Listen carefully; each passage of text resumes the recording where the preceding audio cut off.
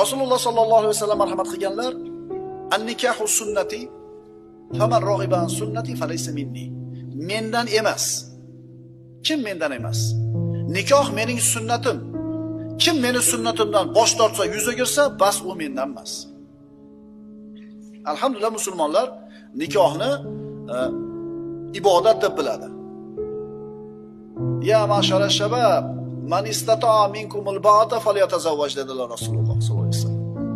Ey yigitlar jamoasi, ey bo'ydoqlar jamoasi, kiminglar nikohlanishlikka yarasanglar tezroq uylaninglar.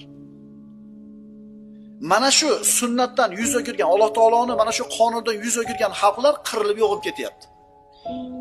Ular nikohlanmay qo'ygan. 35 ga kirguncha karyerani nima qilish kerak? Oyoqqa turib olish kerak. U o'g'il bolasi ham, qiz bolasi ham 35 yoshlargacha nikohlanmasdan aloqa qilib yuradi bir-biri bilan.